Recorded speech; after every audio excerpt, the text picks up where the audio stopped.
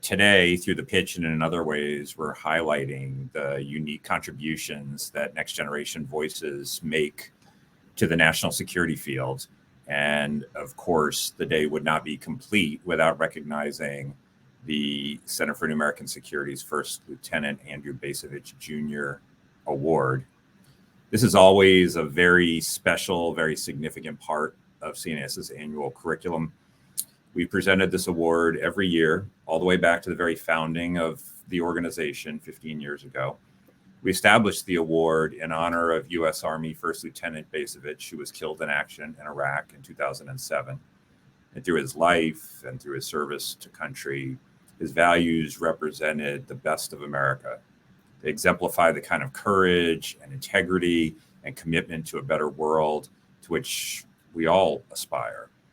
And so each year we take a moment to honor the memory of Lieutenant Bacevich and to recognize extraordinary members of the CNAS team for their leadership, their values, and their contributions to U.S. national security.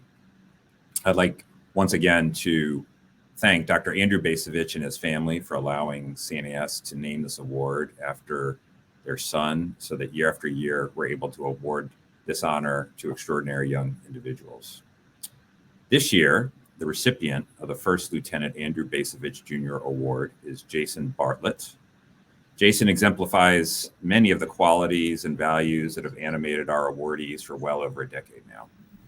Jason's a research associate in the Center's Energy, Economics, and Security program, where he focuses on sanctions policy, proliferation finance, and cybercrime, with a focus on North Korea, Iran, and Venezuela. He also researches Korean issues, assisted by his fluency in the language, including the US-ROK alliance and North Korea. Before joining CNAS, Jason worked at various research organizations. He volunteered for several years at human rights-focused NGOs that were dedicated to resettling North Korean defectors. He was a Boren Fellow in South Korea, and he picked up advanced degrees from both Georgetown University School of Foreign Service and from Yonsei University in Seoul.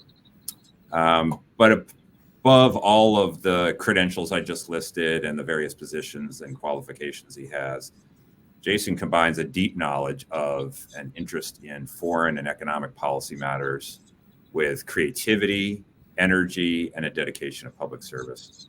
His publications are widely read, his research projects are exemplary, and his reflections on public policy are always fresh and intriguing. He's incredibly worthy of receiving the 2022 Bacevich Award. Jason, congratulations. Well deserved. Thank you, and the floor is yours. First, I'd like to thank you, Richard, the entire executive team at CNAS, and the family of Lieutenant Andrew Bacevich for entrusting me with this great honor and award. I'd also like to thank my boss, Emily Kilcrease, as well as all my colleagues at CNAS for constantly encouraging me to challenge myself and for giving me the opportunity to grow enough at CNAS during these past 2 years to be considered worthy enough for this award. And also in particular, I'd like to thank Anna Saito Carson, Shai Corman, and Allison Francis, because you all have supported my personal and professional growth at CNAS since day one, both on the sidelines and on the limelight, and for that I am truly grateful to all of you. So I was born and raised in Long Island, New York, by a very hardworking single mother who instilled 3 core values in me since I was a child: integrity, compassion, and self-truth. First Lieutenant Andrew Bacevich was a man who dedicated his entire life to serving his country, his family, and his community, a noble demonstration of the ultimate level of integrity, compassion, and self-truth, as he never shied away from his duty to protect. This concept of civil service and dedicating your life to a greater cause also permeates through the very fiber of CNAS. And since the beginning, CNAS has offered me the unique opportunity to work with the sharpest minds in the United States from both sides of the political spectrum to help craft bold and innovative policy ideas to help improve and protect our country and our allies at home and abroad. But honestly, getting to CNAS wasn't very easy. I returned from a few years abroad in South Korea to complete my master's at Georgetown when COVID-19 spread. And like many of my peers and colleagues, that ultimately removed all of my ultimate job prospects after graduating.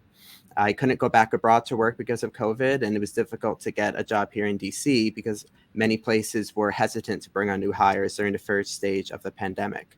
But I persevered and I kept on trying. And I finally landed this job at CNAS, which has afforded me opportunities far beyond my wildest imaginations or expectations.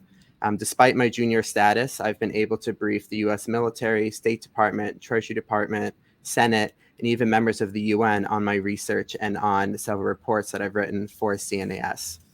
Also, I've been able to travel abroad to both the UK and South Korea to help present my research, all because of the support from my CNAS staff and team. Even just a few days ago, I was able to have dinner and meet the new South Korean Minister of Foreign Affairs and the South Korean ambassador to the US because my CEO, Richard Fontaine, offered me a seat at the table. And I was even asked to offer my own thoughts and opinions on issues related to the Korean Peninsula as a professional in the field, something that is not typical behavior for a think tank in Washington, D.C. But that's just it. CNAS is not a typical think tank in Washington, D.C., and that's what makes it so special, especially for the next generation of national security leaders, because it'll be us who will be sitting at the front of these discussion tables in the years to come. But our future success will only be as grand as the opportunities and space that current national security leaders allow us to occupy. And I think this is one of the most unique aspects of CNAS, is that they truly invest in the next generation and in our success. And being a part of this community that embraces and values the whole person and every aspect of your identity, that which you can see and which you cannot see, has been an enormous gift, honor, and privilege. And I'm truly humbled to be awarded this great honor to continue this legacy. And I hope to continue to make CNAS and all of my colleagues proud. And thank you again very much from the bottom of my heart.